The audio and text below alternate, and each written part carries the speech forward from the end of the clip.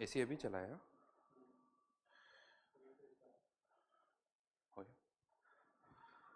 Good morning.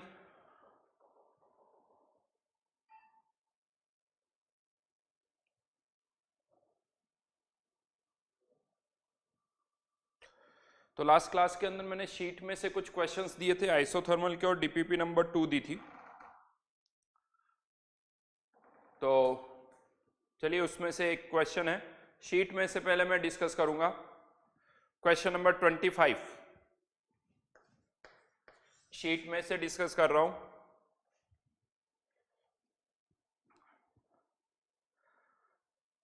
Isothermal process हो रहा है, 2 मोल आइडियल गैस है लेकिन पाथ अलग अलग है, डिफरेंट पाथ। पहला पार्ट जो है रिवर्सिबल, तो रिवर्सिबल के लिए तो I think direct formula work done equals to minus N R T. तो लेकिन यहां पर हमें आर और टी की वैल्यू नहीं दे रखी, तो फॉर्मूला आप लगा सकते हो P1 V1 ln P1 upon P2। तो इनिशियली प्रेशर 2 बार, इनिशियली वॉल्यूम 4 और 2 डिवाइडेड बाय 20। कंप्रेशन हो रहा है तो वर्क डन जो है वो पॉजिटिव आना चाहिए। तो ये हमेशा ध्यान रखना, पहले क्वेश्चन स्टार्ट करने से पहले वर्क डन का स्पेशली आपको साइन पहले से ही पता चल जाए। कंप्रेशन हो रहा था आपका आंसर प्लस में आना चाहिए, एक्सपांशन हो रहा है तो माइनस में आना चाहिए। ये तो हुआ work done reverse first part का। सेकेंड पार्ट में अब हम जो इरिवर्सिबल प्रोसेस कर रहे हैं वो 2 स्टेप में कर रहे हैं। वो 2 स्टेप में अगर है तो कैसे हो रहा है, पहले सिंगल स्टेप का वाला क्वेश्चन करें तो सडनली हमने प्रेशर को 20 बार कर दिया। इमेजिन करो बाहर का प्रेशर जो 2 था सडनली आपने 20 कर दिया, प्रेशर बाहर का बढ़ गया तो पिस्टन नीचे आएगा, वॉल्यूम चेंज हो जाएगा। तो अब यहां पर वर्क डन सडनली बाहर का प्रेशर 20 तो P एक्सटर्नल 20, अब volume V2 minus V1। V2 minus V1, आपका V1 तो दे रखा है 4 लीटर, V2 निकालना होगा। तरीका क्या है V2 निकालने का, आइसोथर्मल प्रोसेस है, P1 V1 equals to P2 V2 2 into 4 equals to 20 into final volume.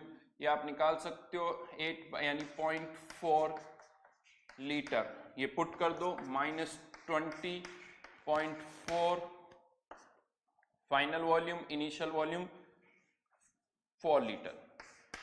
सीधा सीधा लॉजिक का, प्रेशर 10 टाइम्स हो गया 2 से 20 बार, तो वॉल्यूम जो है वो 10 टाइम्स कम हो जाएगा, तो 4 लीटर से 0.4 लीटर। लेकिन यही प्रोसेस अगर हम 2 स्टेप में करें, अब 2 स्टेप में कैसे हम कर रहे हैं, पहला इनिशियली 2 प्रेशर 2 एटमॉस्फेयर 2 बार 4 लीटर। अब यहां से आपने प्रेशर जो है वो कर दिया 10 बार, डायरेक्ट 20 बार नहीं किया, प्रेशर जो आपने किया 10 बार, तो वॉल्यूम कितना हो जाएगा, फिर से P1 V1 equals to P2 V2 कर सकते हो, तो ये वॉल्यूम जो आ जाएगा 0.8 लीटर। और यहां से फिर आपने प्रेशर कर दिया 20 बार, प्रेशर डबल तो वॉल्यूम 0.4 लीटर। अब ये 2 स्टेप में प्रोसेस हो रहा है, इसका वर्क डन अलग से निकालना पड़ेगा और इसका वर्क डन अलग से निकालना पड़ेगा और दोनों को आपको ऐड करना पड़ेगा। तो इसका वर्क डन अब यहां पर P एक्सटर्नल जो होगा वो -10 बार 0.8 माइनस 4 लीटर, और इसका वर्क डन अगर निकालना है स्टेप 2 का तो इसका प्रेशर -20 बार 0.4 माइनस 0.8।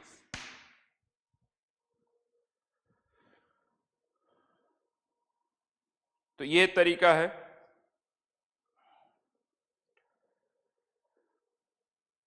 और चेक कर सकते हो वर्क डन के मैग्नीट्यूड को, किसमें ज्यादा किसमें कम, रिवर्सिबल में ज्यादा है, इरिवर्सिबल में। डेफिनेटली यहां पर आप कंप्रेशन कर रहे हो तो इरिवर्सिबल का वर्क डन का जो मैग्नीट्यूड होगा वो रिवर्सिबल के वर्क डन के मैग्नीट्यूड से ज्यादा होगा।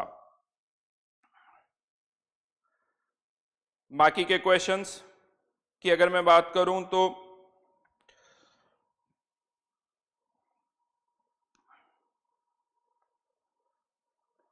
क्वेश्चन नंबर 19 में प्रेशर कांस्टेंट है आइसोबारिक, फॉर्मूला आप सोच सकते हो, -P/dV लगेगा, -P/dV आइसोबारिक प्रोसेस। उसके बाद आइसोथर्मल के फॉर्मूले लगाने हैं 21 22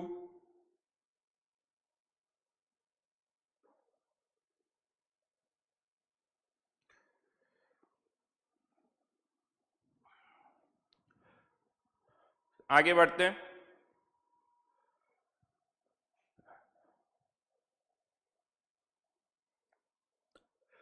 DPP number 2, DPP number 2,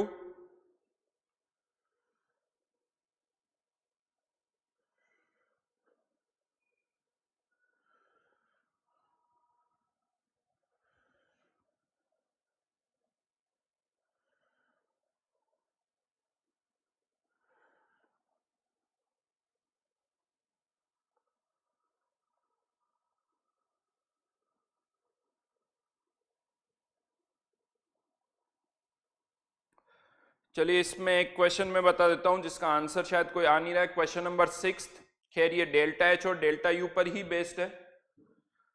question number 6 के अंदर डीपीपी का क्वेश्चन डिस्कस कर रहा हूं मैं।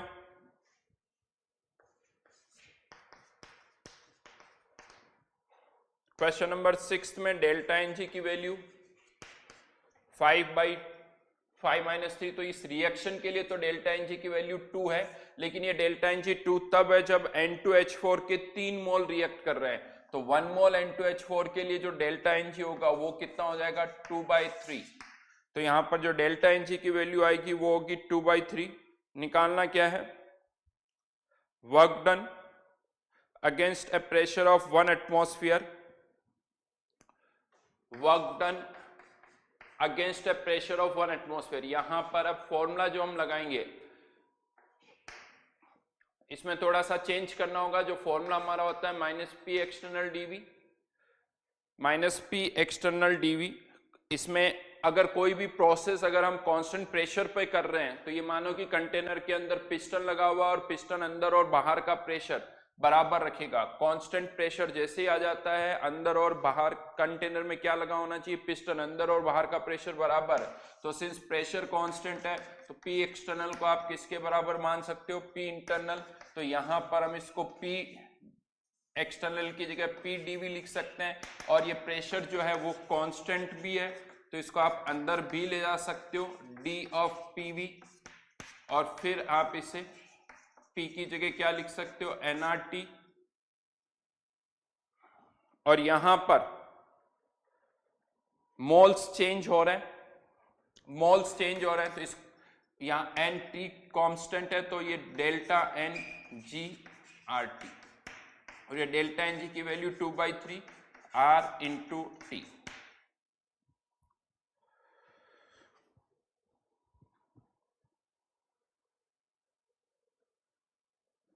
बाकी सारे क्वेश्चन सिंपल से ही हैं, ठीक है।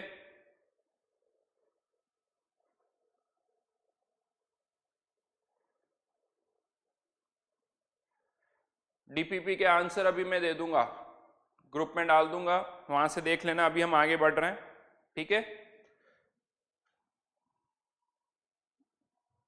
क्लास के बाद मैं दे दूंगा आपको। बाकी सारे क्वेश्चंस बहुत आसान है।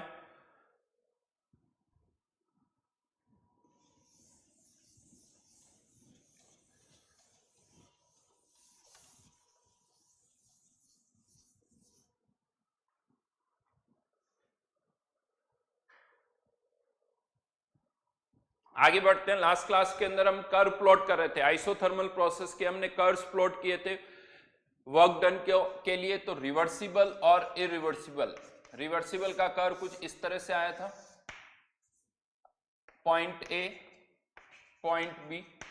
और इरिवर्सिबल प्रोसेस के लिए मैंने आपसे कहा था कि हम P वर्सेस V का कर्व नहीं प्लॉट कर सकते, बिकॉज एक इरिवर्सिबल प्रोसेस में जब पिस्टन मूव करता है, तो पिस्टन जब मूव करता है तो वहां पर प्रेशर डिफाइन नहीं होता है, अंदर का प्रेशर डिफाइन नहीं होता है, तो हम PV कर्व नहीं प्लॉट कर सकते। तो इसकी जगह हम कौन सा कर्व प्लॉट करेंगे, P एक्सटर्नल इंटू V, क्योंकि इससे भी हमारा जो वर्क डन रिप्रेजेंट करने का पर्पज है वो सॉल्व हो जाता है। जैसे मैंने लास्ट क्लास में भी एग्जांपल बताया था कि हमने एक्सपेंशन किया था 10 एटमॉस्फेयर से 1 एटमॉस्फेयर। इन प्रोसेस को इमेजिन करो, पहले यहाँ पर कंटेनर के बाद यूं सोचो कि ब्लॉक्स रखे हुए थे, एक 9 एटमॉस्फेयर वाला और एक 1 एटमॉस्फेयर वाला, साइड बाय साइड मान लीजिए इस तरह से, एक 1 एटमॉस्फेयर वाला और एक 9 एटमॉस्फेयर वाला। आपने 9 एटमॉस्फेयर वाला ब्लॉक हटा दिया तो सडनली ये पिस्टन मूव करेगा, प्रेशर 10 से 1 एटमॉस्फेयर हो गया और अब 1 एटमॉस्फेयर के अगेंस्ट एक्सपेंशन हो रहा है ए से बी।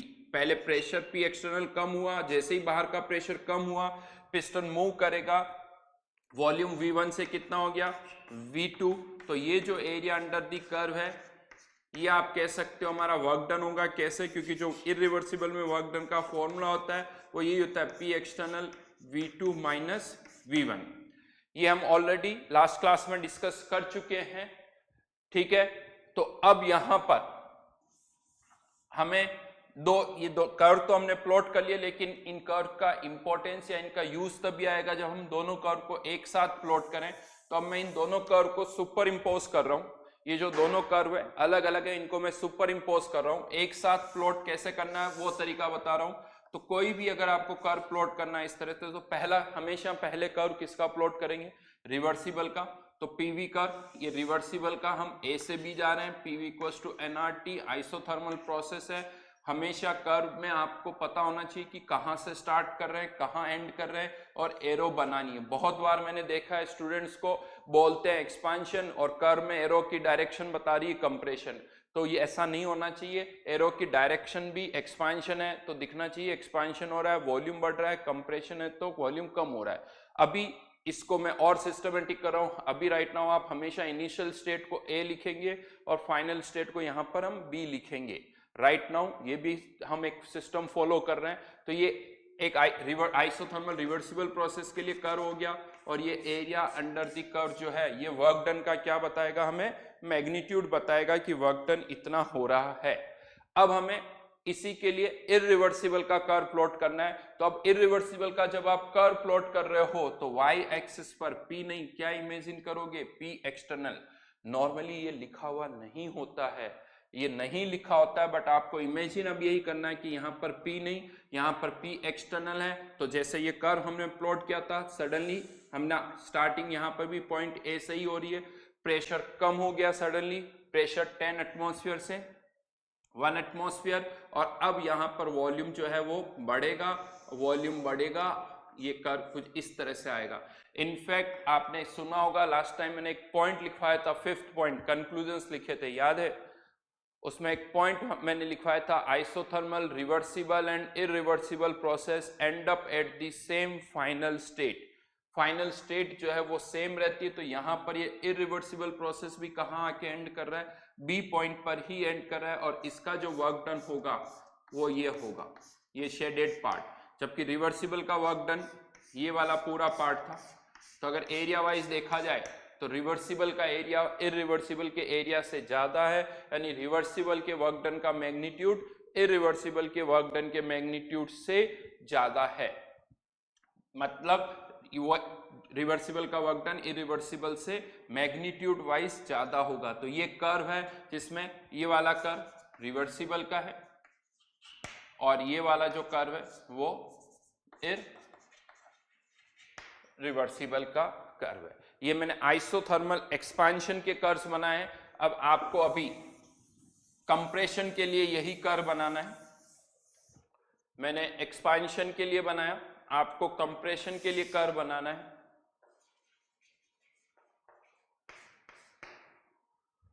और एक साथ, अलग अलग नहीं, एक ही साथ।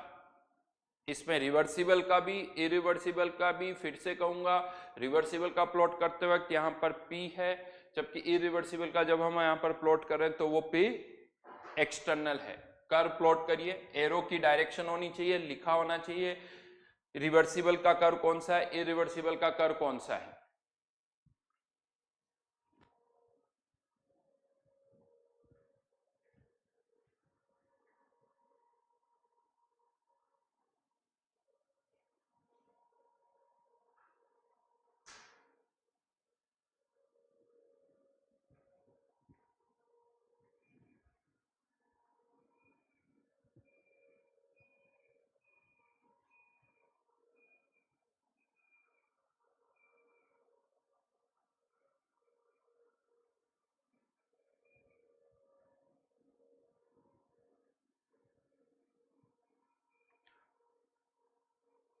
सुधांशु अभी पहले इस चीज पर फोकस करो, जो कहा जा रहा है उस पर फोकस करो।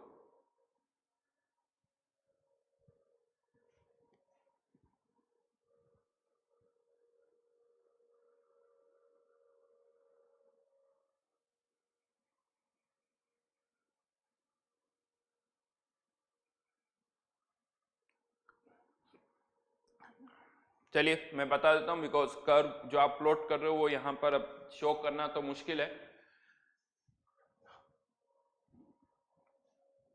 तो पहले फिर से रिवर्सिबल का कंप्रेशन का कर्व है, तो इक्वेशन तो फिर से वही पीवी इक्वल्स टू एनआरटी, और ये कांस्टेंट है, तो कर्व तो अभी भी क्या होगा, हाइपरबोला, रेक्टेंगुलर हाइपरबोला ही होगा। तो यहां पर बस चेंज क्या होगा, हाइपरबोलिक कर्व हमेशा ही ऐसा ही होता है, हाँ, लेकिन इसमें अब इस बार कंप्रेशन हो रहा है तो एरो की डायरेक्शन जो है वो बदल जाएगी, ये ए और ये बी पॉइंट। मैं आपको बता दूं गलती क्या होती, बहुतों क्या लगता उल्टा हो गया, क्योंकि एक्सपांशन था पहले, कंप्रेशन हो गया, तो बहुतों को ऐसा लग सकता है, या आप में से हो सकता है बहुतों का आंसर ऐसा हो कि उनको क्या लगता है उल्टा करना है, तो वो उल्टा यूं कर देते हैं कि हाँ पहले ऐसे था अब उल्टा कर दिया हमने। ये आइसोथर्मल का कर्व नहीं हो सकता, बिकॉज अभी भी इक्वेशन तो क्या है, पीवी इक्वल्स टू कांस्टेंट, तो कर्व तो अभी भी रेक्टेंगुलर हाइपरबोला ही होगा। या बहुतों को क्या लगता है मैंने ऐसे उल्टा किया, इसकी वजह ऐसा लगता है कुछ ऐसा कर दो, ये भी गलत है, ये नहीं होंगे कर्व्स। सिंपली रिवर्सिबल एक्सपांशन और कंप्रेशन में केवल एरो की डायरेक्शन बदलेगी। ये स्टार्टिंग पॉइंट हो गया ए, और ये हमारा फाइनल पॉइंट हो गया, और ये हो गया हमारा area under the curve. Work done जो है वो हम यहां से फाइंड आउट कर सकते हैं। लेकिन कंप्रेश इरिवर्सिबल का अब कर्व कैसा होगा, तो स्टार्टिंग पॉइंट तो अभी भी यही है इरिवर्सिबल का, यहां से हमें कहां तक जाना है, बी तक, लेकिन इस बार हमने प्रेशर जो है वो बढ़ा दिया। प्रेशर जो है सडनली 1 एटमॉस्फेयर से कितना कर दिया, 10 एटमॉस्फेयर। क्या कहते हो, ऐसे जाएंगे या ऐसे जाएंगे, प्रेशर सडनली बढ़ाया, प्रेशर पहले बढ़ा 1 से 10, और अब ये नहीं होगा, और अब वॉल्यूम कम हो रहा है, तो प्रेशर आपने 1 से 10 कर दिया, अब वॉल्यूम कम हो रहा है, और हम कहां पर आ जाएंगे, बी पॉइंट पर। पहले हमेशा प्रेशर चेंज होगा इरिवर्सिबल में, फिर वॉल्यूम चेंज होगा। अगर आप ये कर्व बनाते हो तो इसका मतलब आपने प्रेशर नहीं बढ़ाया और पिस्टन नीचे जाने लग गया, ऐसा नहीं हो सकता। पहले प्रेशर बढ़ेगा, प्रेशर बढ़ा, फिर वॉल्यूम कम हो रहा है, तो ये इरिवर्सिबल का वर्क डन हो गया। यहाँ पर ये टोटल एरिया जो है वो इरिवर्सिबल का इस तरह से आ जाएगा। तो रिवर्सिबल और इरिवर्सिबल का ये कर्व है। यहां पर अगर हम देखें तो इरिवर्सिबल का एरिया जो है रिवर्सिबल के एरिया से ज्यादा है, जो कि हमने पहले भी लिखा था। इरिवर्स कंप्रेशन के केस में इरिवर्सिबल के वर्क डन का मैग्नीट्यूड रिवर्सिबल के वर्क डन के मैग्नीट्यूड से ज्यादा होगा। अब यहीं पर हम 2 स्टेप कंप्रेशन का कर्व प्लॉट करेंगे। ये जो हमने कर्व अभी प्लॉट किया है एडियाबेटिक रिवर्सिबल का, तो हमने किया ये, सॉरी नॉट एडियाबेटिक, आइसोथर्मल। अब हमें आइसोथर्मल सिंगल स्टेप की जगह 2 स्टेप में कर्व प्लॉट करना है। मतलब आप ये मानिए कि हम 1 एटमॉस्फेयर से 10 एटमॉस्फेयर तक, 1 एटमॉस्फेयर से 10 एटमॉस्फेयर तक एक स्टेप में नहीं 2 स्टेप में जा रहे हैं। जैसे एक क्वेश्चन भी अभी हमने किया था, तो यहां पर मान लीजिए 1 एटमॉस्फेयर से 10 एटमॉस्फेयर जा रहे हैं, तो पहले प्रेशर 1 एटमॉस्फेयर से कितना कर दिया, 5 एटमॉस्फेयर, और फिर 5 एटमॉस्फेयर से 10 एटमॉस्फेयर। तो अब आपको 2 स्टेप के लिए कर्व प्लॉट करना है। 1 से ए से बी जा रहे हैं, पहले 1 एटमॉस्फेयर से 5 एटमॉस्फेयर, फिर 5 एटमॉस्फेयर से 10 एटमॉस्फेयर। कर्व प्लॉट करिए।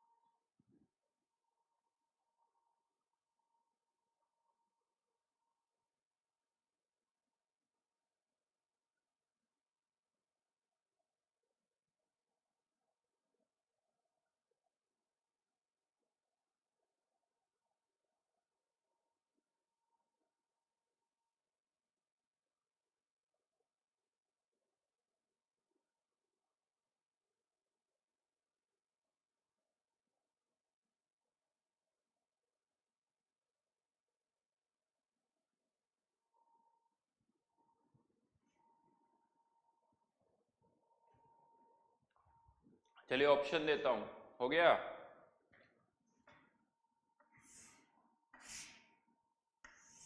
ये तो रिवर्सिबल का था, इरिवर्सिबल का ऐसे होगा,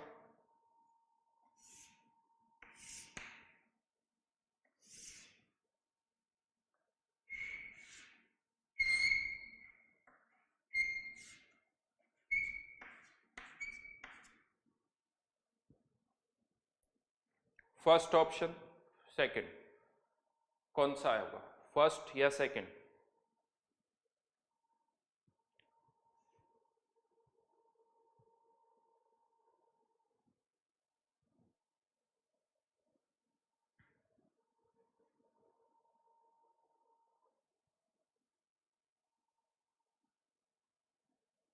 किसी ने सेकंड नहीं बनाया?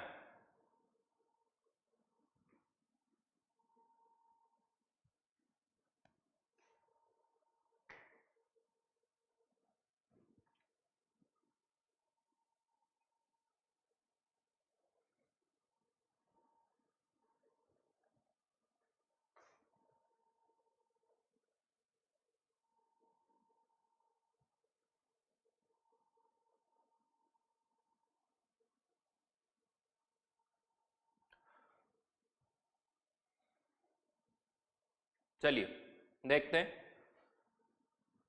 वैसे मैं बता दूं, आंसर फर्स्ट और सेकंड दोनों सही हो सकते हैं, इनफैक्ट दोनों सही है, बट दोनों में डिफरेंस क्या है वो मैं बताता हूं। डिफरेंस क्या है वो पहले मैं बता रहा हूं। दोनों पॉसिबल है, दोनों कर्व आ सकते हैं। यहां पर क्या हो रहा है, फर्स्ट वाले कर्व की मैं बात करता हूं। हमने क्या किया, कंटेनर इमेजिन करो, ये पिस्टन यहां पर है, जब प्रेशर यहां पर राइट नाउ बाहर का भी 1 है अंदर का भी 1 है, जब बाहर का 5 कर देंगे तो ये पिस्टन यहां आके रुक जाएगा, जब अंदर का प्रेशर भी 5 हो जाएगा, और जब यहां तक आ जाएगा तो अंदर का प्रेशर भी कितना हो जाएगा, 10।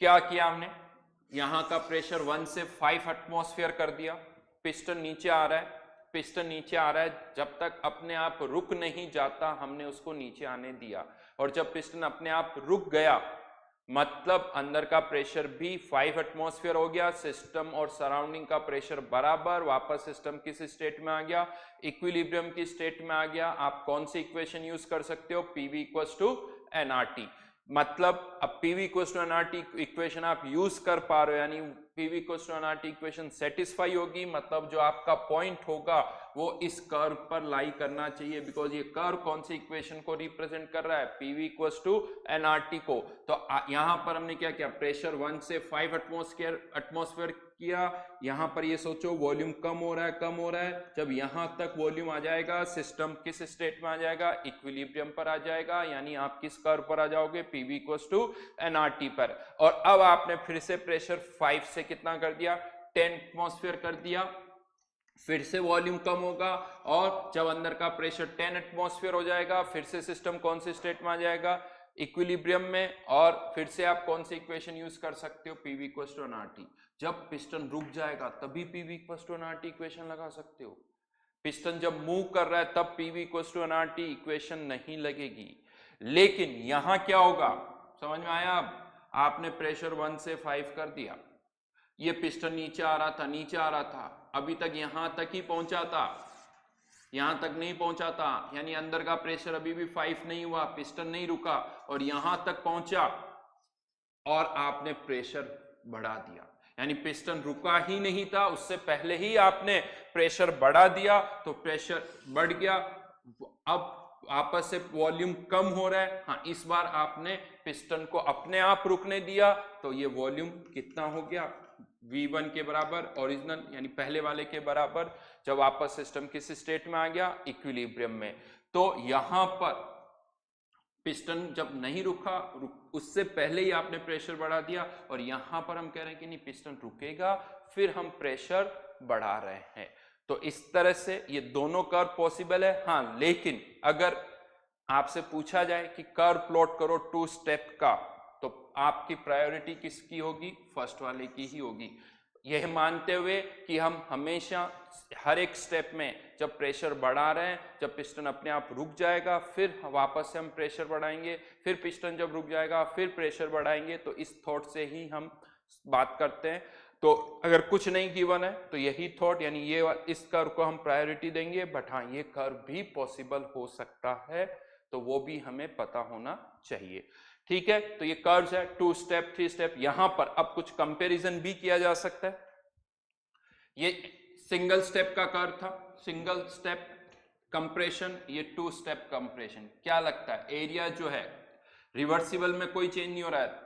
ये single step 2 step 3 step 4 step जब ये मैं बोल रहा हूं तो ये मतलब क्या है, सारे इरिवर्सिबल प्रोसेस है, क्योंकि रिवर्सिबल में जो है नंबर ऑफ स्टेप्स जो है वो इनफाइनाइट होती है, इरिवर्सिबल में ही फाइनाइट स्टेप्स होती है। तो ये सब इरिवर्सिबल है। किसका वर्क डन का एरिया ज्यादा दिख रहा है? तो कह सकते हो सिंगल स्टेप का ज्यादा दिख रहा है, 2 स्टेप का कम दिख रहा है। अगर आप 3 स्टेप करोगे तो और कम हो जाएगा, यानी जैसे जैसे यहाँ पर स्टेप्स हम बढ़ा रहे हैं वर्क डन का एरिया जो है, यानी वर्क डन जो है वो कम होता जा रहा है। लेकिन क्या मैं ऐसा कह सकता हूं जब भी हम स्टेप्स बढ़ाएंगे वर्क डन जो है, अभी यहां पर मैग्नीट्यूड वाइज ही मैं बात कर रहा हूं, वर्क डन जो है क्या कम होता जाएगा? तो ऐसा नहीं है, ये डिपेंड करता है कि आप एक्सपांशन कर रहे हैं या कंप्रेशन। जैसे यही अगर हम एक्सपांशन करेंगे, अगर 2 स्टेप का एक्सपांशन करेंगे, आई थिंक सडनली प्रेशर यूं सोच लीजिए 10 से 5 एटमॉस्फेयर कर दिया, एक्सपांशन की बात कर रहा हूं, 10 से 5 वॉल्यूम बढ़ेगा, सिस्टम इक्विलिब्रियम पर आ गया, फिर 5 से 1 फिर वॉल्यूम बढ़ेगा, सिस्टम इक्विलिब्रियम पर आ गया। अगर इसको हम एक्सपांशन वाले केस से कंपेयर करें तो इस बार एरिया अंडर द कर्व पहले से ज्यादा है, यानी वर्क डन का मैग्नीट्यूड बढ़ रहा है। तो ये अलग अलग रिजल्ट्स आ रहे हैं एक्सपांशन में और कंप्रेशन में। इसको आप ऐसे याद रख सकते हो, इसको हम इस तरह से याद रख सकते हैं कि हाँ दोनों केसेस में क्या हो रहा है, इरिवर्सिबल, यहां पर रिवर्सिबल का ज्यादा है, इरिवर्सिबल का कम है, तो इरिवर्सिबल का वर्क डन धीरे धीरे बढ़ रहा है। इरिवर्सिबल का अगर कम है तो वो धीरे धीरे बढ़ रहा है, और किसके पास जा रहा है? रिवर्सिबल के पास। तो लॉजिक भी है, क्योंकि जैसे जैसे स्टेप्स बढ़ेगी एक इरिवर्सिबल प्रोसेस किसको अप्रोच करेगा? रिवर्सिबल प्रोसेस को। तो लॉजिक भी यही है कि जैसे जैसे आप स्टेप्स बढ़ाओगे irreversible work done approaches reversible work done. अगर इरिवर्सिबल का रिवर्सिबल से कम है तो वो ज्यादा होगा, और अगर इरिवर्सिबल का रिवर्सिबल से ज्यादा है तो वो कम होगा। तो यहां पर एक स्टेटमेंट लिख सकते हैं, as the number of steps increases, as the number of steps increases, magnitude of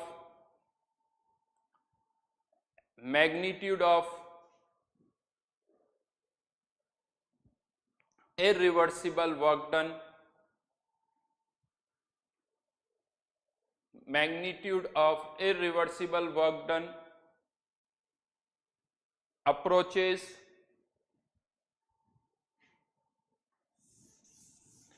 reversible work done.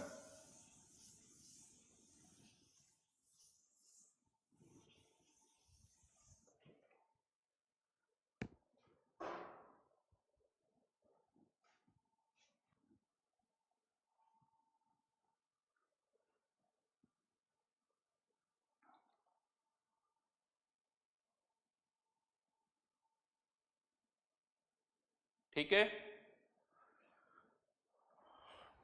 तो आगे बढ़ते हैं।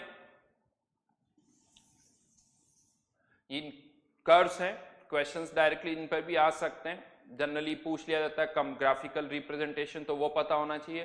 तो ये था हमारा आइसोथर्मल प्रोसेस। आइसोथर्मल प्रोसेस में अगर मैं समराइज करूं, आपको फिर से घर जाके क्या करना है मैं आपको बता दूं। ऐसा नहीं कि ठीक है आपको इनमें पॉइंट्स बनाने हैं, मार्किंग करनी होगी कि आइसोथर्मल प्रोसेस के अंदर कौन कौन से पॉइंट्स इंपॉर्टेंट है। जैसे एक आइसोथर्मल प्रोसेस में temperature throughout remain constant, delta U और delta H equals to 0, third point Q equals to -W, then fourth point work done equals to minus nRT ln P1 upon P2 for reversible process. For irreversible process work done equals to minus P external V2 minus V1.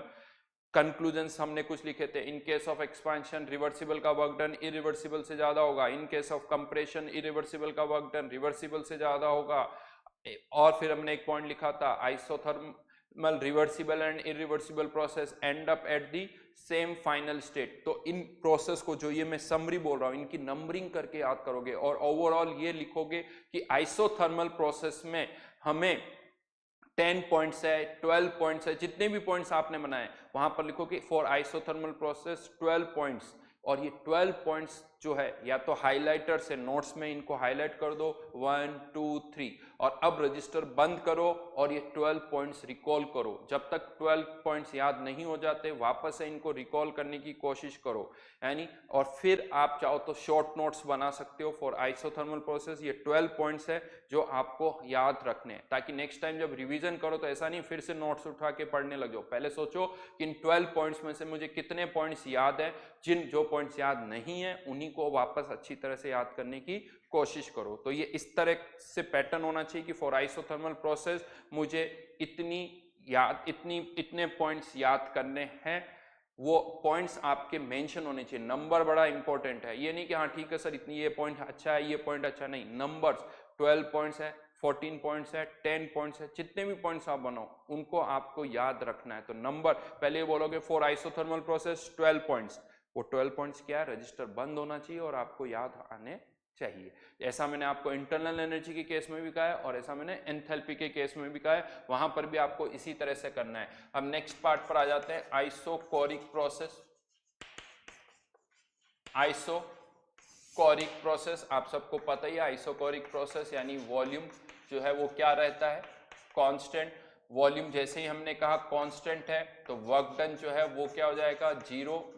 क्योंकि volume constant है तो work done जो है वो हो जाएगा zero. और अगर वर्क डन जीरो है तो from first law Q equals to delta U हो जाएगा।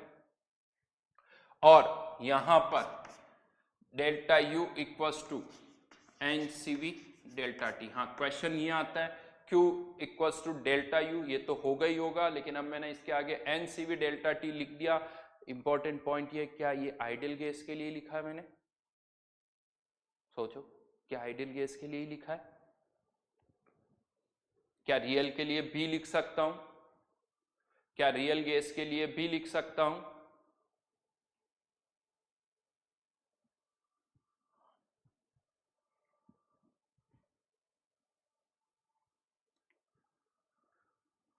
क्या ये फॉर्मूला आइडियल रियल सबके लिए यूज कर सकता हूं राइट नाउ इस पर्टिकुलर केस में?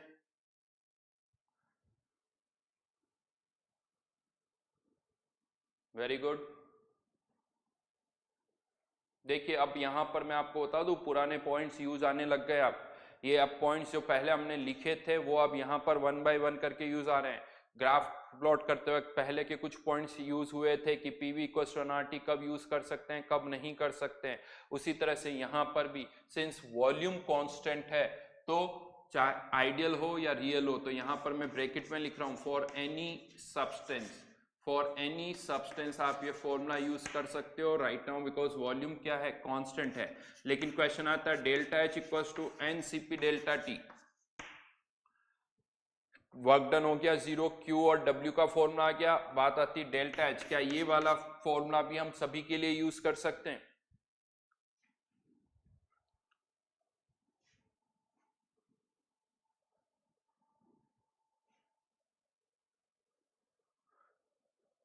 नहीं कर सकते। किसके लिए कर सकते हैं? फॉर आइडियल या सॉलिड या लिक्विड।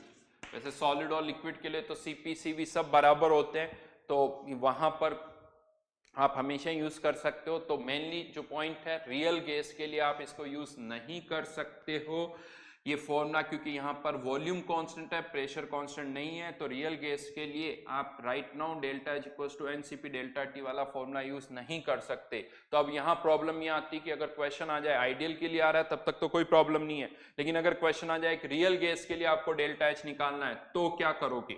रियल गैस के लिए अगर हमें डेल्टा एच निकालना है और प्रेशर कांस्टेंट नहीं है, आइसोकोरिक प्रोसेस है, तो क्या करेंगे? तो अगर रियल गैस के लिए क्वेश्चन आता है तो फिर पूरी इक्वेशन हमें यूज करनी पड़ेगी for real gas. Differential equation जो हमने लिखी थी CpdT plus delta H upon delta P eight constant temperature into DP, ये इक्वेशन यूज करनी होगी। और इसमें अगर क्वेश्चन आता है, सुनना अच्छी तरह से, क्वेश्चन आता है तो आपको ये वैल्यू गिवन होनी चाहिए, हमें ये पता होना चाहिए, क्योंकि इसकी वैल्यू क्या है वो हमें नहीं पता। इनफैक्ट रियल गैस का तो सीपी भी हमें नहीं पता है, तो क्वेश्चन में आपको सीपी भी गिवन होगा और आपको delta H by delta P eight constant temperature, ये दोनों वैल्यूज गिवन होगी जिन्हें पुट करके हम डेल्टा एच फाइंड आउट कर सकते हैं। या फिर दूसरा तरीका क्या है, दूसरा तरीका क्या है कि पहले आप डेल्टा यू निकाल लो रियल गैस के लिए, ये तो लगा सकते हैं फॉर्मूला, और डेल्टा यू निकालने के बाद आप इससे क्या निकाल लो, डेल्टा एच। फॉर्मूला क्या, एन आर डेल्टा टी, नहीं, P2V2 minus P1U1। N R delta T क्यों नहीं लगा सकते, बिकॉज वो आइडियल गैस के लिए ही है, बट ये हमेशा आप लगा सकते हो। तो या तो ये ऑप्शन होगा, ये ऑप्शन होगा। बता दूं मैं, इसके चांसेस बहुत कम होंगे, मेनली चांसेस इसके होंगे। इस पर क्वेश्चंस बनते हैं कि पहले यहाँ से डेल्टा यू निकालो और फिर डेल्टा यू निकाल के आप क्या निकाल सकते हो, डेल्टा एच। अब यहाँ पर इसकी बहुत इंपॉर्टेंस आ गई कि आपको पहले हर एक फॉर्मूला पता होना चाहिए जो अभी तक हमने डिस्कस किया कि ये कब यूज होगा कब नहीं होगा। ये मैं कुछ नया नहीं डिस्कस कर रहा हूँ, एक भी फॉर्मूला यहाँ पर अभी हमने नया नहीं लिखा है, ये सारे फॉर्मूले कंडीशंस के साथ पहले से हमने लिखे हुए हैं। पहले ठीक है, पहले हमने जब डेल्टा एच डिस्कस किया तो केवल डेल्टा एच पर फोकस कर रहे थे, फिर डेल्टा यू पर फोकस किया। यहाँ क्या हो रहा है, हम डेल्टा एच डेल्टा यू इनको एक साथ डिस्कस कर रहे हैं, तो रिवाइज करना पड़ेगा। जैसे रिवाइज करोगे और अच्छी तरह से याद होगा। और मैं आपको बता दूं, अगर आपने पहले अच्छी तरह से याद किया हुआ है तो यहाँ पर ऐसा लगेगा कि आपका रिवीजन हो रहा है, और जिन्होंने पहले अच्छी तरह से याद नहीं किया है उनको ऐसा लगेगा कि सर ने फिर कुछ नए फॉर्मूले लिखा दिए, पहले इतने सारे फॉर्मूले थे, यहाँ पर इतने सारे फॉर्मूले, तो वो कंफ्यूजन ना हो। लेकिन ये सब फॉर्मूले लिखते वक्त यहाँ पर मैं आपको बता दूं, हर जगह जब मैं लिखता हूं तो कंडीशंस है, यहाँ पर वो कंडीशंस पता होनी चाहिए कि कौन से प्रोसेस की हम बात कर रहे हैं, कि आइडियल गैस है, रियल गैस है, वो प्रोसेस कौन सा, जैसे ये आइसोकोरिक प्रोसेस है हम उसकी बात कर रहे हैं। तो फॉर्मूला अगर याद करते हो तो साथ में कंडीशंस पता होनी चाहिए। हाँ, ये कोई केमिकल फेस चेंज नहीं हो रहा है यहाँ पर, यहाँ किसी केमिकल और फेस चेंज की हम बात नहीं कर रहे हैं। जैसा मैं पहले भी बता चुका हूँ, आइसोकोरिक प्रोसेस कहाँ यूज वर्ड होता है, आइसोथर्मल वर्ड कहाँ यूज होता है, तो वो आपको यहाँ पर पता होना चाहिए। तो फाइनली कुछ कर्व्स अगर हम यहाँ पर प्लॉट करें एक आइसोकोरिक प्रोसेस के लिए, तो ठीक है, आइसोकोरिक प्रोसेस है,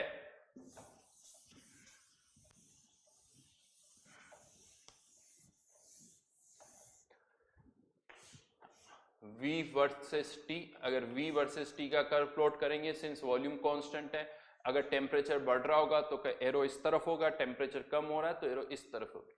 लेकिन कर्व आप और कौन सा प्लॉट कर सकते हो, P versus T, P versus T का, और वॉल्यूम कांस्टेंट है PV इक्वल्स टू nRT से, तो ये कर्व जो होगा वो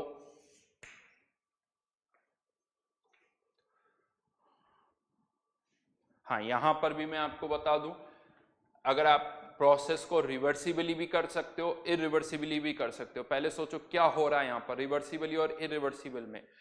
कंटेनर है, बंद है, वॉल्यूम चेंज नहीं हो सकता, आप उसका प्रेशर और टेम्परेचर चेंज कर सकते हो। अब प्रेशर और टेम्परेचर कैसे चेंज कर सकते हैं, तो वॉल्यूम तो चेंज नहीं हो रहा, तो टेम्परेचर चेंज करके ही आप उसका प्रेशर चेंज कर सकते हो। अब टेम्परेचर अगर आप धीरे धीरे हीट दोगे तो टेम्परेचर भी धीरे धीरे चेंज होगा, जिससे प्रेशर भी धीरे धीरे चेंज होगा। यानी ये तरीका कौन सा हो गया, बहुत स्लोली कर रहे हो तो रिवर्सिबल हो जाएगा। और अगर आपने यही सडनली बहुत सारी हीट दे दी, सडनली बहुत सारी हीट दे दी, तो प्रेशर भी अंदर का सडनली चेंज होगा और वो प्रोसेस क्या हो जाएगा, इरिवर्सिबल हो जाएगा।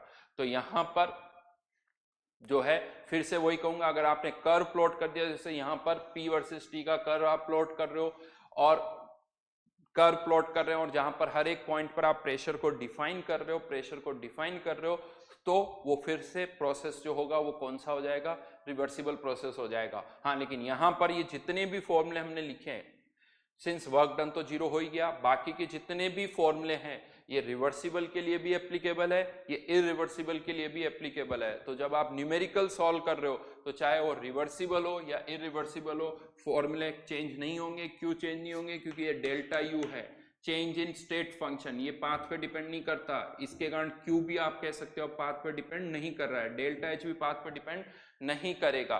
तो इसलिए यहाँ पर ये जो फॉर्मूला है, चाहे रिवर्सिबल हो या इरिवर्सिबल हो, यानी आइसोकोरिक का क्वेश्चन आता है तो चाहे वो रिवर्सिबल हो चाहे इरिवर्सिबल हो, फॉर्मूले चेंज नहीं होंगे, फॉर्मूले चेंज नहीं होंगे। हाँ, ये ग्राफ जो है आप केवल किसके लिए प्लॉट कर पाओगे, रिवर्सिबल के लिए ही प्लॉट कर पाओगे।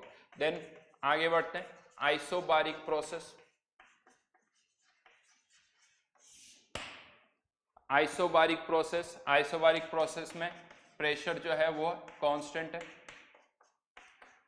अब जैसे मैंने कहा प्रेशर कांस्टेंट, तो Q इक्वल्स टू, याद करो कांस्टेंट प्रेशर पर Q equals to delta H। अच्छा, यहाँ पर फिर से मैं बता दूं, प्रेशर कांस्टेंट हमारे कहने से नहीं रहेगा कि मैंने कह दिया प्रेशर कांस्टेंट तो कांस्टेंट। जैसे ही कहा जाता है कि प्रेशर कांस्टेंट, कंटेनर में क्या इमेजिन करना होगा, एक पिस्टन जो कि हमेशा यानी अंदर का प्रेशर किसके बराबर रखेगा, बाहर के प्रेशर के बराबर रखेगा और उसे कांस्टेंट भी रखेगा। यहाँ पर मैं पहले भी बता चुका हूं, अगर पिस्टन का खुद का कुछ प्रेशर है तो वो भी आप किस में काउंट कर लो, एक्सटर्नल प्रेशर में। तो कंटेनर यानी आइसोबारिक प्रोसेस, जैसे ही वर्ड आया, कंटेनर की एक इमेज जो बननी चाहिए वो इस तरह से बननी चाहिए कि कंटेनर जिसमें क्या लगा हो, पिस्टन, इस तरह से कुछ। जबकि एक यही आइसोकोरिक प्रोसेस जैसे वर्ड आता है, इमेज क्या बननी चाहिए, इस तरह का कंटेनर। ये आइसोकोरिक प्रोसेस के लिए है और ये आइसोबारिक प्रोसेस के लिए है। तो यहां पर Q equals to delta H equals to NCP delta T। Again question ये आता है क्या केवल आइडियल गैस के लिए, तो नहीं, क्योंकि यहां पर अब प्रेशर कांस्टेंट है, तो फॉर एनी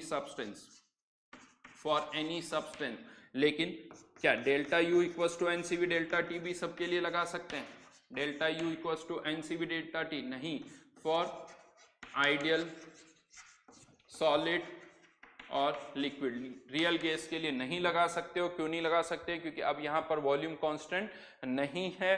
अब यानी जो पॉइंट्स हमने यहाँ पर डेल्टा H के लिए कहे थे वो यहाँ जो डेल्टा H के लिए यहाँ कहे थे तो वो यहाँ डेल्टा U के लिए एप्लीकेबल है, जो यहाँ डेल्टा U के लिए कहा था वो यहाँ डेल्टा H के लिए एप्लीकेबल है। तो यहाँ पर फिर क्वेश्चन आएगा, रियल गैस के लिए डेल्टा U कैसे निकालें, for real gas delta U कैसे निकालना है, तो डेल्टा U इक्वल्स टू, फिर से दो ऑप्शन आएंगे, या तो वो पूरी डिफरेंशियल इक्वेशन आपको यूज करनी पड़ेगी, differential equation du equals to CVDT plus delta U by delta V at constant temperature into dV, या फिर आपको पहले यहां से डेल्टा H निकालना होगा और डेल्टा H निकालने के बाद delta U plus P2V2 minus P1V1। दोनों को एक साथ याद करोगे, याद करना आसान रहेगा। जो स्टेटमेंट यहाँ पर डेल्टा U के लिए थे वो यहाँ डेल्टा H के लिए हो गए, जो यहाँ डेल्टा H के थे वो यहाँ पर डेल्टा U के लिए हो गए। हाँ, लेकिन अभी यहाँ पर केवल क्या निकला है,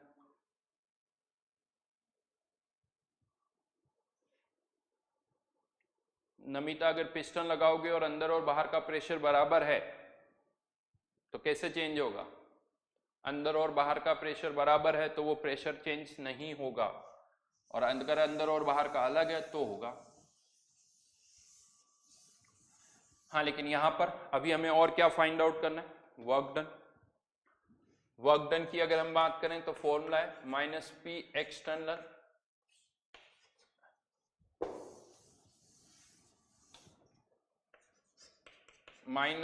एक्सटर्नल इंटू dV। कंटेनर जिसमें क्या लगा हुआ है, पिस्टन, P एक्सटर्नल किसके बराबर है, P इंटरनल, और वो क्या है, कांस्टेंट। तो एक तरीका तो आप यहाँ पर P एक्सटर्नल लिखो या P इंटरनल, कोई डिफरेंस नहीं है, ये बाहर आ जाएगा V2 माइनस V1। इवन यहां से यहां तक केवल हमने एक कंडीशन पुट की है, आइसोबारिक प्रोसेस यानी एट कांस्टेंट प्रेशर, और कुछ भी कंडीशन पुट नहीं की है। मैंने ये नहीं कहा कि आइडियल है या रियल है या क्या है, ऐसी कोई कंडीशन हमने यहाँ पर पुट नहीं की है। मतलब ये जो फॉर्मूला हमने यहाँ डिराइव किया है ये एक आइसोबारिक प्रोसेस के लिए हमेशा यूज हो सकता है, कोई कंडीशन नहीं है। इसका मतलब ना तो मैंने यहाँ पर पर्टिकुलरली बोला कि केमिकल चेंज नहीं हो रहा है या हो रहा है, ये फॉर्मूला चाहे केमिकल चेंज हो चाहे नहीं हो, बड़ा सिंपल सा लॉजिक है। प्रेशर कांस्टेंट है तो ये हमेशा यूज हो सकता है। तो for any change involving any substance, at constant pressure, बस प्रेशर क्या होना चाहिए, कांस्टेंट होना चाहिए। आप ये फॉर्मूला यूज कर सकते हो। लेकिन अब प्रॉब्लम क्या होती है, क्वेश्चंस आते हैं हमारे पास ये V1 V2 या P का डेटा नहीं गिवन होता, या इनमें से कोई एक डेटा मिसिंग होता है, इसकी जगह कुछ और इंफॉर्मेशन गिवन होती है। तो अगर ये वैल्यूज नहीं गिवन है और इसकी जगह कुछ और पैरामीटर्स गिवन है तो हमें इसको रीअरेंज करना होगा, और जब हम यहाँ पर इसको रीअरेंज करते हैं तो ऑटोमेटिकली कंडीशन आ जाती है। तो फिर से वही case 1, for a substance not undergoing any, for a substance not undergoing any chemical and phase change,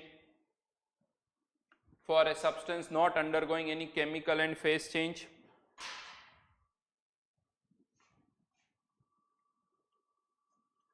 कोई केमिकल और फेस चेंज नहीं हो रहा है। यहां पर भी फिर से आप कहोगे तीन केसेस आएंगे, ideal gas, real gas, solid and liquid. तो आइडियल की मैं बात करूं, for ideal gas,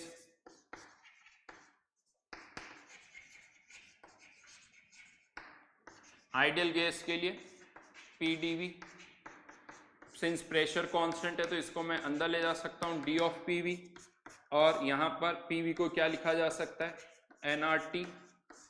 ideal gas है, कोई केमिकल और फेस चेंज नहीं हो रहा है, तो n क्या रहेगा, कांस्टेंट, तो ये n बाहर आ जाएगा इंटीग्रेशन में, क्योंकि ये कांस्टेंट है, r कांस्टेंट है, तो dt का इंटीग्रेशन डेल्टा t, तो हमारे पास फॉर्मूला आ गया W equals to nr delta t,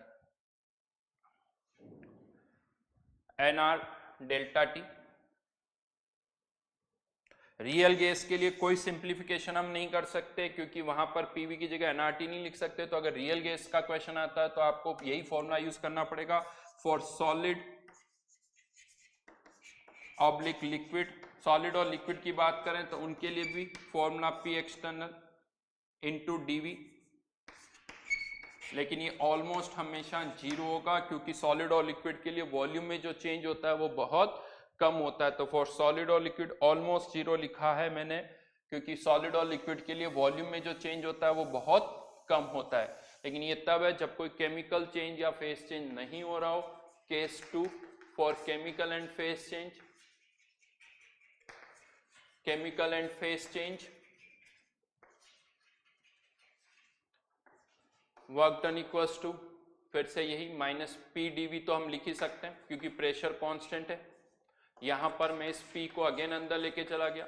अब फिर से यही कहूंगा, अगर केमिकल रिएक्शन हो रही है, गैसेस इन्वॉल्व है, तो जो change in PV, D of PV, या यू कह दो PdV, जो वॉल्यूम में जो चेंज आ रहा है वो किसके कारण आ रहा है, गैसेस के कारण आ रहा है। सॉलिड और लिक्विड का जो वॉल्यूम है कंटेनर में, अगर वो है भी सही, तो उनका वॉल्यूम गैसेस के रेस्पेक्ट में बहुत ही कम होता है। और जैसा मैंने आपको ये बताया, सॉलिड और लिक्विड का वॉल्यूम भी बहुत कम होता है, तो गैसेस के रेस्पेक्ट में आप उसको नेग्लेक्ट कर सकते हो। तो यहां पर हम लिख क्या रहे हैं, D ऑफ PV, जहां पर अगर आप कोई गैस है कंटेनर में, साथ में सॉलिड या लिक्विड है, तो आप सॉलिड या लिक्विड के वॉल्यूम को नेग्लेक्ट कर सकते हो। तो मतलब हमें ये जो PV टर्म है या वॉल्यूम वाली टर्म है वो केवल किसके लिए कंसिडर करनी है, गैसेस के लिए। तो यहां पर भी हम सॉलिड और लिक्विड को नेग्लेक्ट कर रहे हैं। अब केवल कौन से सब्सटेंस रह गया कंटेनर में, गैसेस। हाँ, वो रिएक्ट कर रही तो वो आइडियल तो नहीं है, लेकिन यहाँ पर हम उनके लिए कौन से इक्वेशन यूज कर रहे हैं, nRT यूज कर रहे हैं, जैसा हमने पहले भी किया था। कहाँ पर किया था, delta H equals to delta U plus delta NG/RT में। अब यहाँ पर केमिकल रिएक्शन हो रही है तो टेम्परेचर चेंज नहीं होगा, हाँ, लेकिन मोल्स चेंज होंगे। तो फॉर्मूला कौन सा आ जाएगा, डेल्टा NG/RT, डेल्टा NG/RT। ये एक और फॉर्मूला आ गया। इनफैक्ट आज हमने DPP डिस्कस करते वक्त क्वेश्चन नंबर 6 में यही फॉर्मूला हमने यूज किया है। तो यहां पर फिर से हम देखें तो वर्क डन के हमारे पास तीन फॉर्मूले आ गए। Work done equals to minus P V2 minus V1, work done equals to minus NR delta T, और थर्ड ये तीन फॉर्मूले हैं आइसोबारिक प्रोसेस में, लेकिन तीनों की कंडीशंस अलग अलग है। फिर से वही तीन केसेस डेल्टा H और डेल्टा U वाले रिलेट करोगे तो ऑलमोस्ट वही है। यहाँ पर ये वाला फॉर्मूला हमेशा लगेगा, और जब तक क्वेश्चन इससे सॉल्व हो रहा हो इन दोनों के बारे में मत सोचो। इन दोनों के बारे में तभी सोचो जब इससे सॉल्व नहीं कर पा रहे हो। हाँ, ये फॉर्मूला तभी लगेगा जब आइडियल गैस है और कोई केमिकल और फेस चेंज नहीं हो रहा है। ये फॉर्मूला तब लगेगा जब कोई केमिकल या फेस चेंज हो रहा है। तो आपको याद भी ऐसे ही करना है, पहला सेंटेंस, जब भी एक आइसोबारिक प्रोसेस के वर्क डन की बात करो तो पहला सेंटेंस जो माइंड में आना चाहिए वो ये आना चाहिए, for isobaric process work done के 3 फॉर्मूले होते हैं। आइसोबारिक प्रोसेस में वर्क डन के 3 फॉर्मूले होते हैं, 1, 2 और ये 3, ये 3 फॉर्मूले हैं। पहला -P V2 - V1 for any substance undergoing any change. Second, W equals to -nR delta T for ideal gas not undergoing any chemical and phase change. यहाँ पर आप नोटिस करना, जब भी मैं कोई फॉर्मूला बोलता हूँ तो साथ में ये कंडीशंस बोलता हूँ। जैसे मैंने यहाँ पर बोला W equals to -nR delta T for an ideal gas not undergoing any chemical and phase change. तो बिना कंडीशन के कोई भी फॉर्मूला याद नहीं करना, भूल जाओ फॉर्मूला ही, कंडीशंस पहले याद करो फिर फॉर्मूला याद करो। तो ये 3 फॉर्मूले हैं। एक किसी ने क्वेश्चन पूछा है, आइसोबारिक वर्ड मत यूज, आइसोबारिक यानी यहाँ पर एक केमिकल रिएक्शन कांस्टेंट प्रेशर पर भी यूज हो रही है, तो उसके लिए आप ये फॉर्मूला लगा सकते हो, chemical reaction at constant pressure, उसके लिए आप ये फॉर्मूला लगा सकते हो। एक और डाउट आया, देखिए नेग्लेक्ट करने का मतलब क्या होता है, मैंने क्या बोला, गैसेज है तो उसके रेस्पेक्ट में आप नेग्लेक्ट करो। अब गैसेज ही नहीं है तो पहली चीज ये वर्क डन जो होगा वो बहुत कम होगा। वर्क अगर गैसेज नहीं है तो जो वर्क डन होगा वो बहुत ही कम होगा। अब डेटा अगर गिवन है, क्योंकि वॉल्यूम गिवन होना चाहिए सॉलिड और लिक्विड का, वो गिवन है तो पुट कर देंगे, फिर तो ये फॉर्मूला लग जाएगा PV2 - P1। ठीक है, तो ये 3 फॉर्मूले हैं आइसोबारिक प्रोसेस के। सो बी केयरफुल, अच्छी तरह से याद रखना, फिर से नंबरिंग करके याद करना कि ये सारे पॉइंट्स हैं। यहां पर भी अगर हम कर्व प्लॉट करें आइसोबारिक का, जैसे आइसोकोरिक में किया, तो खैर कोई खास बात नहीं है। P वर्सेस T का कर्व प्लॉट करोगे तो ये हॉरिजॉन्टल लाइन आएगी, और ये अगर V वर्सेस T का करोगे तो straight line passing through origin. फिर से ध्यान रखना, टेम्परेचर बढ़ रहा है या कम हो रहा है उसके अकॉर्डिंग एरो हमेशा पुट करोगे। जरूरी नहीं कि टेम्परेचर हमेशा बढ़े, वो कम भी हो सकता है, ज्यादा भी हो सकता है, वो इस पर डिपेंड करेगा कि एक्सपांशन हो रहा है या कंप्रेशन हो रहा है। तो ये फॉर्मूले देखिए, मेन चीज इस चैप्टर के अंदर मैं आपको बता दूं, फॉर्मूले हैं। आपको हर एक कंडीशन का एक फॉर्मूला है जो पता होना चाहिए, और जब क्वेश्चन आता है तो वो कंडीशन के अकॉर्डिंग आपको दिखना चाहिए कि अच्छा ये कंडीशन है, मतलब ये वाला फॉर्मूला मुझे लगाना है। ठीक है, क्वेश्चन कुछ तो ऑलरेडी कर चुके हैं हम, इवन शीट में भी हम कर चुके हैं क्वेश्चन। यहां पर एक क्वेश्चन मैं दे रहा हूं, बड़ा अच्छा सा क्वेश्चन है।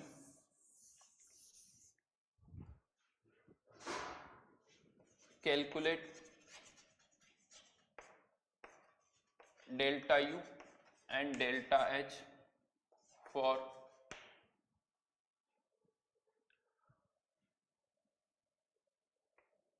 1 mole substance undergoing a change from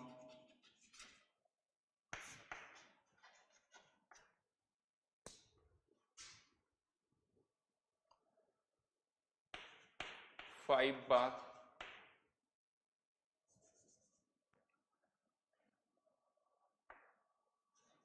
4 liter 300 Kelvin to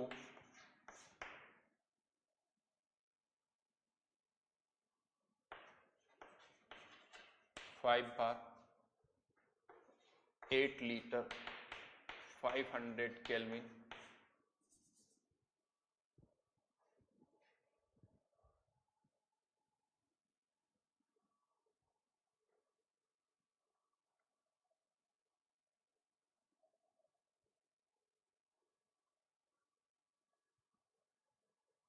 given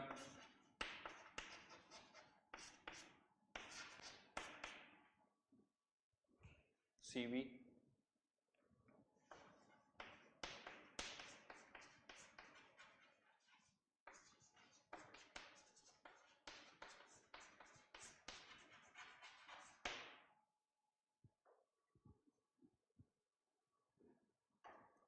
solve करिए।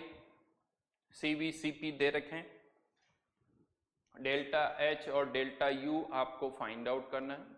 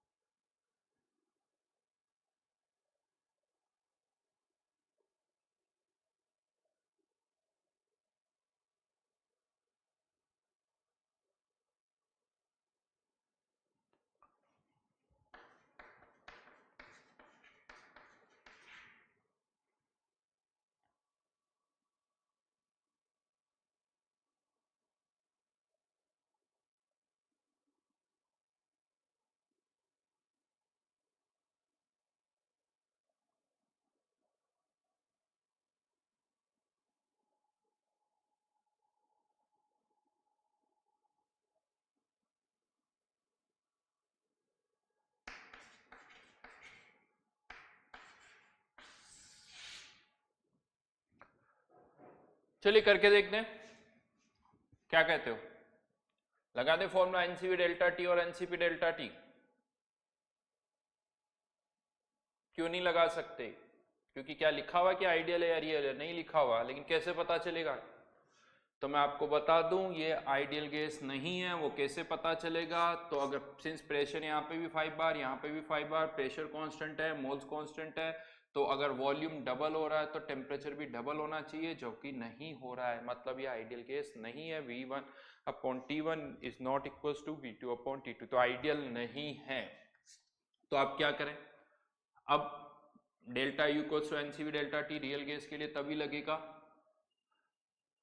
जब यहां पर वॉल्यूम कांस्टेंट हो, जो कि नहीं है, और delta H equals to NCP delta T. तो डेल्टा एच वाला फॉर्मूला आप लगा सकते हो। क्यों? क्योंकि यहाँ पे प्रेशर 5 बार, यहाँ पे भी 5 बार, 1 इंटू CP, प्रेशर सेम है, इंटू टेम्परेचर चेंज कितना हो जाएगा 200 केल्विन, तो ये कितना हो गया 6000 जूल। और अब आप डेल्टा एच आपको पता चल गया, तो डेल्टा एच से डेल्टा यू यानी 6000 delta U P2 V2 minus P1 V1 40 bar into litre convert कर देंगे, इधर 20 इंटू 100, तो डेल्टा यू कितना 200 यानी 2000, तो ये कितना हो जाएगा 4000।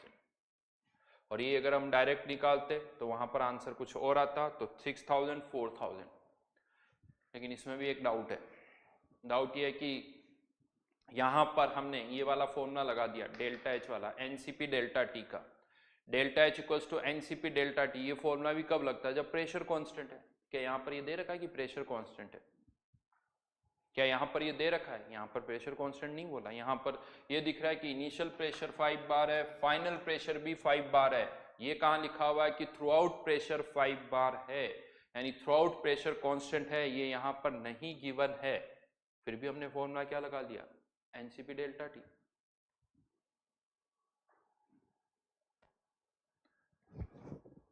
तो क्या कहते हो, सही है ये? क्या ये सॉल्यूशन सही है?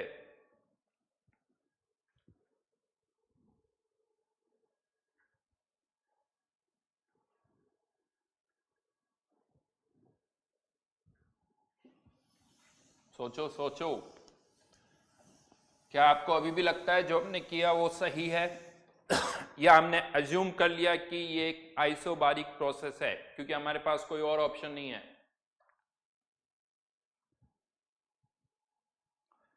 या जो स्नेहाशीष ने कहा है वो स्टेटमेंट हम यूज करें?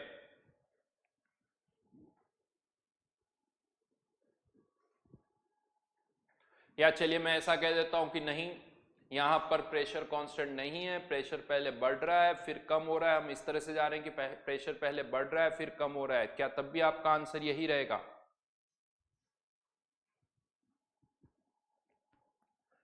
तो मैं आपको बता दूं, यहां चाहे प्रेशर कांस्टेंट हो या प्रेशर कांस्टेंट नहीं हो, आंसर यही रहेंगे। क्यों यही रहेंगे? बिकॉज राइट नाउ जो हम कर रहे हैं, तो यहां से देखा जाए तो आप ए पॉइंट से बी पॉइंट पर जा रहे हो, और ए और बी पॉइंट का ये कंफर्म है कि प्रेशर सेम है, यानी ये एक ही हॉरिजॉन्टल यहां पर और यहां पर एक ही लाइन हॉरिजॉन्टल लाइन पर होंगे।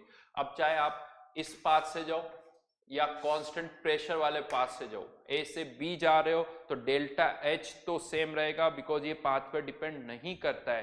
तो अगर आप प्रेशर चेंज करते हुए भी जा रहे हो और मैंने मान लिया कि नहीं हम प्रेशर कांस्टेंट रखते हुए भी जा रहे हैं, दोनों का डेल्टा एच अलग नहीं होगा। तो यहां पर चाहे प्रेशर कांस्टेंट हो या ना हो, डेल्टा एच का आंसर तो यही रहेगा, उसमें कोई चेंज नहीं होगा। That is the beauty of state function. Yes, ये कह सकते हैं अच्छा तरीका है स्टेट फंक्शन वर्ड को यूज करने का। अदरवाइज आप इस क्वेश्चन को सॉल्व नहीं कर सकते हो या समझ ही नहीं सकते क्या आंसर होगा, बट राइट नाउ आप समझ सकते हो। क्योंकि चाहे कोई इस तरह से जा रहा है जिसका प्रेशर चेंज हो रहा है, कोई इस तरह से गया है जिसका प्रेशर चेंज नहीं हो रहा है, लेकिन दोनों का डेल्टा एच जो है वो सेम रहेगा, दोनों का डेल्टा एच जो है वो अलग अलग नहीं होगा। तो इसलिए डेल्टा एच आप निकाल सकते हो, और फिर डेल्टा एच से हम क्या निकाल सकते हैं, डेल्टा यू निकाल सकते हैं। यहाँ नेक्स्ट क्लास के लिए होमवर्क S1 में हम डिस्कस करेंगे 26 से 30 और DPP नंबर 3। डीपीपी नंबर 2 के आंसर, डीपीपी नंबर 2 के आंसर फिर से मैं बोल रहा हूँ, आपको मिल जाएंगे थोड़ी देर के बाद, ग्रुप में आ जाएंगे। और जिनके पास फिर से कह रहा हूँ कोई लिंक नहीं है तो या तो वो यहाँ पर कुछ लेक्चर्स के साथ लिंक दे रखे हैं, वीडियो लेक्चर्स के साथ, वो एक ऑप्शन है। नहीं तो न्यूक्लियस एजुकेशन की वेबसाइट पे जाके भी आप लिंक पर क्लिक कर सकते हो, वहाँ पर एक लिंक दे रखा है टेलीग्राम लिंक, वहाँ पर आपको सारे लिंक जो है वो दिख जाएंगे। नेक्स्ट क्लास के लिए होमवर्क S1 26 से 30 डीपीपी नंबर 3 ये हम डिस्कस करेंगे। Thank you.